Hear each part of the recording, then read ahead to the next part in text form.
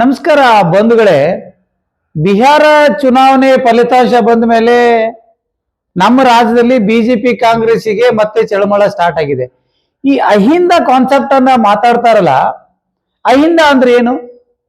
ಇಲ್ಲಿ left right ದಲಿತರು ಬೋವಿ ಇವ್ರಿಗೆಲ್ಲ 35-36 ಮಂದಿ MP MLಗಳು ಗೆಲ್ತಾರೆ.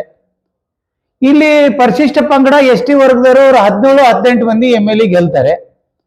ಈ ಭಾಗದಲ್ಲಿ ಲಿಂಗಾಯತರಿಗೆ 75-80 ಜನ ಲಿಂಗಾಯತರಿಗೆ ಟಿಕೆಟ್ ಅನ್ನು ಕೊಡ್ತಾರೆ. ಅದು ಕಾಂಗ್ರೆಸ್ ಅಲ್ಲಿ ಆಗಿರ್ಬೋದು, ಬಿಜೆಪಿ ಆಗಿರ್ಬೋದು. ಇಲ್ಲ ಅನ್ನ ಆಗ್ತಾ ಇರೋದು ಯಾರಿಗೆ? ಉಪ್ಪಾರ್ಗೆ, ಈ ಭಾಗದ ಕುರುಬರಿಗೆ,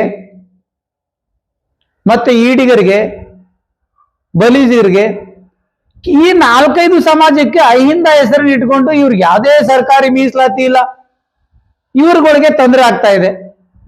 ಬಿಜೆಪಿ ನೋಡಿದ್ರೆ 17-18 ಜನ ಬ್ರಾಹ್ಮಣರಿಗೆ ಟಿಕೆಟ್ ಕೊಡ್ತಾರೆ, 1% ಜನ ಇರೋರಿಗೆ.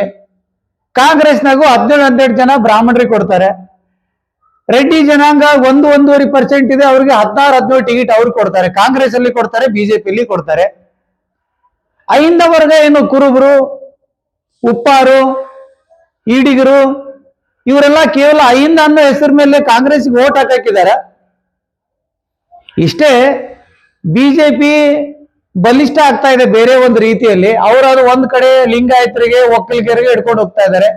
ಅಲ್ಲಿ ಕಾಂಗ್ರೆಸ್ನಾಗ ಒಕ್ಕಲಿಗರಿಗೆ 40-45 ಟಿಕೆಟ್ ಕೊಡ್ತಾರೆ, ಬಿಜೆಪಿಗೂ 40-45 ಟಿಕೆಟ್ ಕೊಡ್ತಾರೆ. ಇರುದೇ 4 ವರ್ಗ ಇಲ್ಲಿ.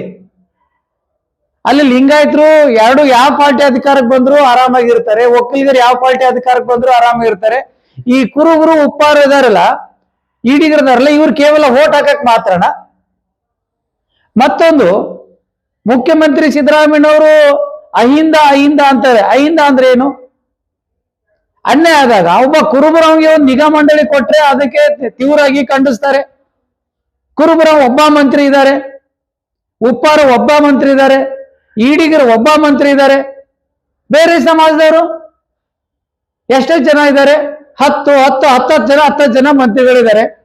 ಏನ್ 10-11% ಇರುವಂತ ಕುರುಬರಿಗೆ ನೀವು ಒಂದು ನಿಗಮ ಮಂಡಳಿ ಕೊಡಕ್ ಒದ್ದಾಡ್ತೀರಿ, ಒಬ್ಬ ಮಂತ್ರಿ ಕೊಡಕ್ ವಿಚಾರ ಮಾಡ್ತೀರಿ.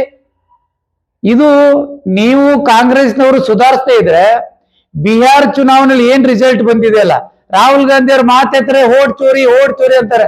ಅಲ್ಲರಿ, ಕುರುಬರು ಬಲಿಷ್ಠವಾಗಿ 84-85% ಕಾಂಗ್ರೆಸ್ಗೆ ಓಟು ಕೊಟ್ಟೇವೆ. ಕುರುಬರು ST ಮೀಸಲಾತಿಗಾಗಿ ನಾವು ಊರೆಲ್ಲ ಸಭೆಗಳನ್ನು ಮಾಡಿ ಹೋರಾಟಗಳನ್ನು ಮಾಡಿದ್ರೆ ಸೌಜನ್ಯತೆಗೆ ನಾವು 10-12 ಮಂದಿ ಮಂತ್ರಿ ಭೇಟಿ ಆದೆ.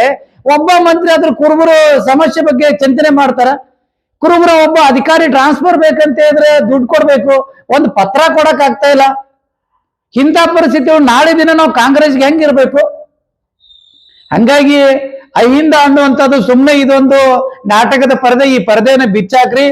ಇಲ್ಲಿ ಮೀಸಲಾತಿ ವಿಷಯದಲ್ಲಿ SC ST ಮಂದಿ ಅವ್ರು ಆರಾಮಾಗಿ ಒಂದು SC ಕಡೆ ಜನಾಂಗದವರು 35-36 ಮಂದಿ MP MLA ಆಗ್ತಾರೆ. ಇಲ್ಲಿ ವಾಲ್ಮೀಕಿ ST ಸಮುದಾಯದವರು, ಪರಿಶಿಷ್ಟ ಪಂಗಡದವರು ಇವರು 17-18 ಮಂದಿ MLAಗಳಾಗ್ತಾರೆ. ಅನ್ನ ಆಗ್ತಾ ಇರೋದು ಇಲ್ಲಿ 4-5 ಸಮಾಜಕ್ಕೆ. ಇದನ್ನ ಸರಿಪಡಿಸಿದ್ರೆ ಬರೋ ದಿನಗಳಲ್ಲಿ ಕಾಂಗ್ರೆಸ್ಗೆ ಬರುವ ಚುನಾವಣೆಯಲ್ಲಿ 45-50 ಬಂದ್ರು ಸಮ ಕಷ್ಟ ಆಗ್ತದ್ರೆ. ಇದು ಸುಧಾರಿಸ್ಕೊಳ್ಳಿಲ್ಲ ಅಂದ್ರೆ ಅತ್ಯಂತ ಕಷ್ಟ ಪರಿಸ್ಥಿತಿ ಬಿಹಾರ ಹೆಂಗ್ ಬಂತಲ್ಲ 25-26ಕ್ಕೆ, ಹಂಗೆ ಇಲ್ಲಿ ಕೂಡ ಬರೋ ಪರಿಸ್ಥಿತಿ ಬರ್ತದೆ ಅಂತ ಹೇಳಿ ನಾನು ಅತ್ಯಂತ ಕಳಕಳಿಯಿಂದ ಕಾಂಗ್ರೆಸ್ಗೆ ಹೇಳ್ತೀನಿ. ಕಾಂಗ್ರೆಸ್ ಇದೇ ತಪ್ಪನ್ನ ರಾಹುಲ್ ಗಾಂಧಿ ಅವ್ರು ಓಟ್ ಚೋರು ಅನ್ಕೊಂತ ಮಾಡ್ಕೊಂತ ಹೋದ್ರೆ ಕಾಂಗ್ರೆಸ್ ಅಂತೂ ಕರ್ನಾಟಕದಿಂದ ಇಲ್ಲಿ ಗಟ್ಟು ಮುಟ್ಟೆ ಕಟ್ಟುವಂತ ಪರಿಸ್ಥಿತಿ ಬರ್ತದಂತ ಹೇಳಕ್ ಇಚ್ಛೆ ಪಡ್ತೀನಿ. ನಾನು ಸಿದ್ದಣ್ಣ ತೇಜಿ, ಹುಬ್ಬಳ್ಳಿಯಿಂದ. ನಮಸ್ಕಾರ.